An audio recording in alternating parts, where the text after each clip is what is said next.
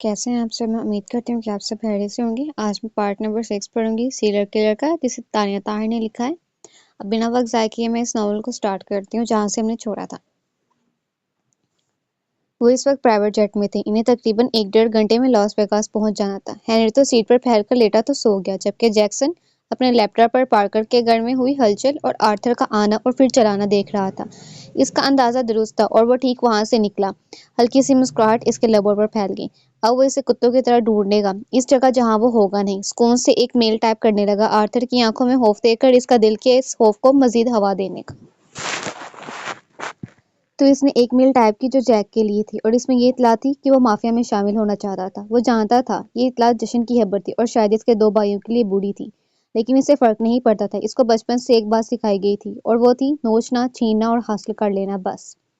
जो कि आज तक वो करता आया था, लेकिन अपने तरीके से। अब वो चारों आर्थर के माफिया की पार्टी में आना चाहता था, जिसमें वो जेम्स के बाद दूसरी गद्दी संभालता, जो इसकी कब से मुंतजिर थी। वो जानता था दादा के लिए खबर सबसे ज्यादा खुशी की ये बायस है, और वो चाहता था इर्द गिर्द की सारी माफिया इकट्ठे हो लास वेगास में, जैक्स रोबो के मेंशन में। वो सुकून से मेल टाइप करके लैपटॉप बंद कर गया, जबकि इसने अपने सर पर जलती हल्की फुल्की सी रोशनी को भी बुझा दिया था। अगर न्यूयॉर्क जैक की महबूबा थी और हेजल जेम्स की, तो इसकी महबूबा ना न्यूयॉर्क थी और ना ही लड़की। इसे इश्क था रात से, और वो अंधेरों में रहने का आदी था। तभी पुलिस कस्टडी में इतने अरसा रहने के बावजूद भी वो अंधेरे से रोशनी में आते हुए घबराता नहीं था। वो सुकून से खिड़की से बाहर न्यूयॉर्क शहर में चलती छोटी छोटी बत्तियों को देख रहा था कि अचानक इसे एहसास हुआ कि कोई इसके पास है। इसके कानों की हिस्से उजागर हुई, और इसने अपने बूट से चाकू निकालकर अभी वो चाकू इसकी आंख में उतारता कि कुछ नसवानी सी खुशबू का एहसास हुआ था। वो इसे अंदाजा ऐसा था कि ये एले है, मगर एले यहाँ क्या कर रही थी? वो लाइट जला गया। वो सुरह नजरों से इसे देख रही थी। जैक्सन की पेशानी तप की तरह तप गई, बल डाले। इसके हाथ में चाकू था। वो होश में नहीं थी, और रफ्ता रफ्ता एहसास हुआ कि वो तो मुकम्मल ही डिफेक्टेड थी, ना बोल सकती थी और नींद में चलने की भी बीमारी थी। इसने इसकी आंखों के आगे चाकू किया, मगर कोई असर नहीं पाया। अब ये भूत की तरह इसके सर पर क्यों खड़ी थी? वो मजीद कुछ करता कि एले ने इसका शाना थामा, और वो सुकून से फैलकर आधा लेटा हुआ था। वो इस पर चढ़कर सुकर सिमट कर इसकी गर्दन में अपना चेहरा छुपाती आंखें बंद कर गई। जैक्सन ऐसे बैठा था जैसे शॉक्ड रह गया हो। जब से वो इस लड़की से मिला था, सिर्फ झटके लग रहे थे इसे। यहाँ वो पार्कर और आर्थर की बर्बादी का सोच रहा था, और यहाँ ये लड़की। इसे हेनरी को पकड़ना चाहा, मगर आवाज देने के बावजूद हेनरी ढीठ हड्डी बनी अपनी जगह से हिला नहीं, जबकि एले का नरम चेहरा इसके चेहरे में था, इसकी गर्दन में था, जैसे छुपा लिया हो। और वो दोनों हाथ इसकी गर्दन में हाल किए हुए वो इसकी टांगों पर ही लेट गई थी। छोटे छोटे सांस पर थी, वो सो चुकी थी। जैक्सन दांत पीस गया। दिल में तो आया उठाकर इसे इस प्राइवेट जेट की दीवार में दे मारे, और वो टूट जाए, और ये लड़की बाहर जा गिरे, जिसे ये खबर नहीं थी कि रातों में चलती थी वो। और बोलना तो इसे इतना ही नहीं था, आता ही नहीं था। वो चाहता तो कर सकता था ये सब, लेकिन वो इस लड़की के रिएक्शन सुबह देखना चाहता। जब इसे पता चलता कि वो जैक्सन के ऊपर सो रही है, इसने इसे वैसे ही ऐसे लेटे रहने दिया और खिड़की से बाहर देखने लगा। मालूम नहीं क्यों इसे अपने दिल की धड़कनें सुनाई दे रही थी। यकदम वो संभला और एले की जानिब देखा। इसकी उंगलियां जैक्सन की गर्दन पर आहिस्ता आहिस्ता चल रही थी। वो क्या थी, क्या कर रही थी? जैक्सन ने सख्ती से इसका हाथ पकड़ा और नीचे झटक लिया। बिला वजह इसकी सांसों की रफ्तार बढ़ा रही थी वो। इसने चेहरे को मजीद इसकी गर्दन में घुसो दिया, जबकि जैक्सन जब से बैठा था। इसे जो एहसास आज तक नहीं हुए थे, वो इस वक्त हो रहे थे। इसने दांत पर दांत चढ़ा लिए और कुछ देर के लिए आंखें बंद कर ली, जबकि एयरफोन कान में लगा लिए। जैक ने इसे सिखाया था कि वो लोग बेखबर नहीं हो सकते। वो बेखबर होकर सो नहीं सकते, क्योंकि दुश्मन हर दूसरे कदम पर मौजूद है। लास वेगास में इसके कम दुश्मन नहीं थे। इसे इल्म हुआ था कार्टर के छोटे भाई ने भी इससे बदला लेने की ठान ली थी। माफिया में आने का फैसला इसका बुरा नहीं था। मुस्कुराकर वो अपने ख्यालों में मगन सा हो गया, जबकि एले ने इसका हाथ उठाकर अपने गिर्द लपेट लिया। जैक्सन एकदम होश में आया, और एक झटके से बड़ी सख्त गिरफ्त इसने एले के पेट पर बांधी कि इल्म हो इसकी पसली टुकड़े में तब्दील हो जाएगी। और ये दूसरा झटका था जो जैक्सन को लगा। वो कड़ाही थी, वो इसकी गिरफ्त पर कड़ाही थी। वो गूंगी नहीं थी, वो आंखें फाड़े से देख रहा था। वजूद में इतनी बेहतियार थी। क्या पहली बार सोई थी जो खबर नहीं थी कि क्या कर रही है? और सच तो यही था कि वो पहली बार सुकून की नींद सोई थी। जैक्सन को वो पहेली लगी। वो इसके कराहने पर पहली बार दिलचस्पी से इसे देखने लगा। सर शदीद भारी हो रहा था, जबकि एक गहरी जुनूनी सी खुशबू इसके इर्द गिर्द थी। भारी होते सर से आंखें खोल गई, तो एहसास हुआ वो किसी के गिर्द बाजू लपेटे हुए और इसे सख्ती से पकड़े हुए। इसने आंखें आहिस्ता आहिस्ता खोली और सर उठाया, तो जैक्सन की आंखों से आंखें जा मिली। اور وہ ہوش کی دنیا میں قدم رہ گئی، اور جیسے ہی رکھا تو اسے یہ احساس ہوا کہ وہ اس کے اوپر ہے۔ وہ پیچھے جھٹکے سے ہٹی تو اوپر کھلا کبڑ اس کے سر میں بجا۔ وہ اٹھ کر بھاگتی کہ ہنری پر نگا گئی۔ یہاں دو مرد تھے، تم نے سونے کے لیے اسے کیوں چنا؟ وہ ہفکی سے پوچھ رہا تھا، جبکہ ایلے منہ پر ہاتھ رکھے پھٹی پھٹی آنکھوں سے ہنری کو دیکھنے لگی۔ میں تم سے ناراض ہوں، دھوکے باز بے ایمان لڑکی ہو تم، وہ کہہ کر جیٹ سے باہر نکل گیا۔ وہ لاس ویگاس پہنچ گئے تھے، جبکہ ایلے کی آنکھیں سرخ ہو گئیں۔ کیا اس نے ہودے سے اٹھایا تھا؟ جیکسن سکون سے اس کی صورت دیکھنے لگا، جس پر ایک رنگ آ رہا تھا اور ایک جا رہا تھا۔ مجھے لوگوں کو جان سے مار دینے میں مزہ آتا ہے۔ آئندہ یہ حرکت ہوئی تو تمہیں اصل میں گونگا میں کر دوں گا، اسپاٹ تیوروں میں کہہ کر وہ وہاں سے باہر نکل گیا، جبکہ ایلے حیرانی اور پریشانی سے ارد گرد دیکھ رہی تھی۔ وہ کہاں آ گئی تھی؟ کیا وہ لوگ اسے نیو یارک سے کہیں اور لے آئے تھے؟ رات کی سیاہی ابھی چھٹنے کو بےتاب تھی۔ وہ وہیں جمی کھڑی تھی، خوف اس کے ارد گرد بڑی تیزی سے پھیلا تھا۔ وہ دو اجنبیوں کے ساتھ کس بھروسے پر تھی، جبکہ اسے یاد آیا کہ وہ بے ہوش کس بات پر ہوئی تھی، کس بے رحمی سے اس نے اس کی گردن میں چاقو اتارا تھا۔ میم پلیز چلیں، ایک گارڈ بولا تو وہ سپٹا کر سیدھا ہوئی، اور بھیگی نظروں اور وہاں سے دل کے ساتھ وہ باہر نکل آئی۔ اس پرائیویٹ جیٹ سے اتر کر وہ نیچے کھڑی ہو گئی تھی۔ دو گاڑیاں سامنے کھڑی تھیں، ان کے ایک طرف جیکسن تھا اور دوسری گاڑی کے پاس ہنری۔ یکدم جیکسن پلٹا، ایلے نے اتنے فاصلے سے بھی قدم پیچھے لیے اس کے گال پر آنسو نکل آئے تھے۔ وہ ڈر چکی تھی اور اب ڈر رہی تھی، آگے کیا ہونے والا تھا اس کے ساتھ، اسے لے کر مینشن میں داخل ہونا، اور اگر کوئی نقصان ہوا تو تم دادا کو جانتے ہو، اور میں تو پھر بے رحم ظالم اور قاتل ہوں۔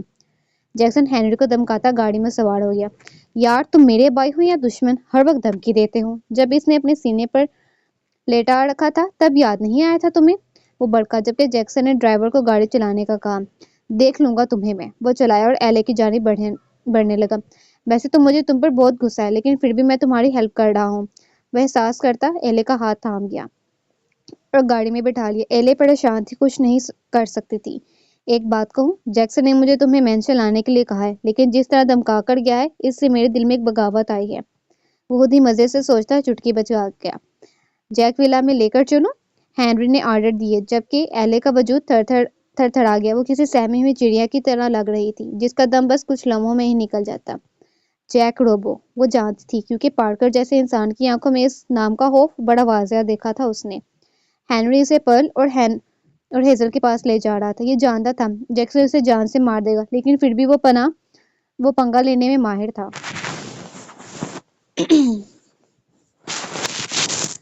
ایلے کو جیک مینشن میں لا کر اس نے اسے روم میں جانے کا کہا اور خود بھی روم میں چلا گیا۔ ایلے نے دروازہ لاک کر دیا اور بری طرح رو دی۔ وہ اب کیا کرے گی، اسے احساس ہو رہا تھا وہ بڑی دنیا میں تنہا ہے، اسے یہاں سے بھاگ جانا چاہیے، لیکن اس جگہ سے کیسے؟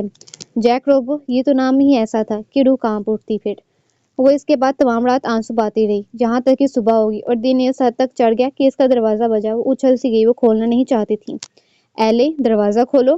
ہنری تھا، وہ شاید اس شخص پر تھوڑا سا یقین کر سکتی تھی۔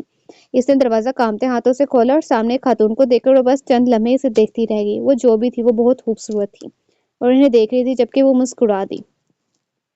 یہ تو بہت خوبصورت ہے، کہاں سے لائے ہو؟ وہ آنکھیں سکیڑ کر بولی، جبکہ ہندی فخر سے مسکرایا جیسے وہ اسے یہاں لایا ہو۔ بس چوائس چیک کر لیں، وہ آنکھ دباتا بولا۔ ایلے منہ سا بنا گئی اور پرل ہنس دی۔ تمہارا نام بھی بہت پیارا ہے، وہ اس کا گال چھو کر بولی۔ ایلے نے پہلی بار کسی خاتون کو اپنے ساتھ نرم پایا تھا۔ آنکھوں میں آنسو تیر رہے تھے، لیکن وہ پھر بھی انہیں دیکھ رہی تھی، اور اچانک پل کے پیچھے سے اسے کوئی چلتا ہوا اپنے ہی نزدیک آتا دکھائی دیا۔ پتہ نہیں کیوں اسے لگا یہ جیک روبو ہے۔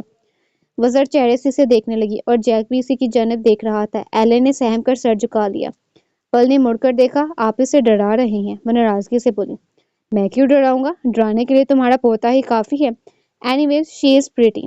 پہلی بار اس نے پل کے علاوہ کسی کی تعریف کی تھی۔ ہنری اور پل تو حیران رہ گئے۔ بڑی خوش نصیب ہو تم۔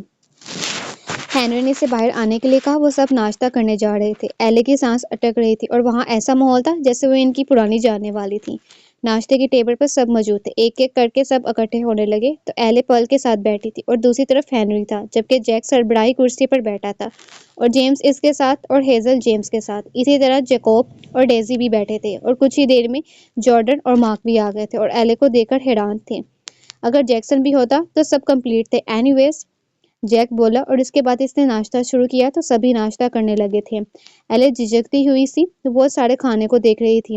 ہاں، پارکر کے گھر میں بھی بہت سارا کھانا ہوتا تھا، لیکن اسے بہت تھوڑا ملتا تھا کہ وہ زندہ رہ سکے۔ کبھی اس نے پیٹ بھر کر نہیں کھایا۔ وہ وہ کھانے بیٹھتی تو وہ تانے مارنے لگتے. نینی کو بھی منع کر رکھا تھا. وہ خشک ہوتے لبوں پر زبان پھیرتی کھانے کو گھڑ رہی تھی.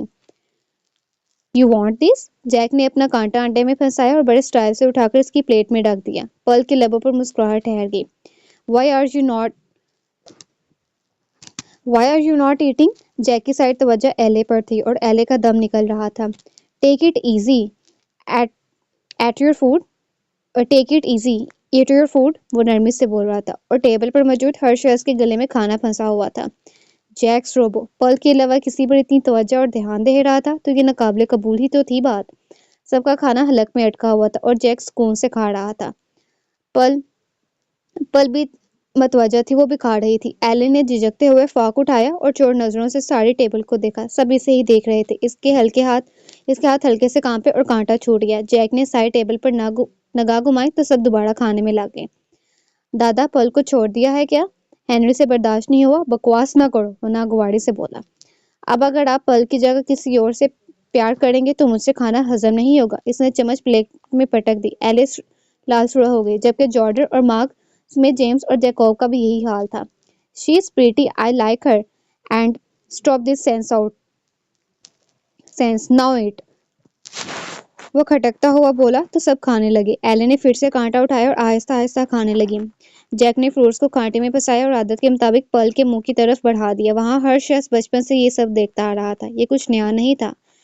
البتہ ایلن جھجک سی گئی. ایک تو جیک روبو بہت تھوڑا سا شخصیت کا مالک تھا اور پھر اس پر اتنا حکمانہ انداز وہ جیسے دب سی رہی تھی.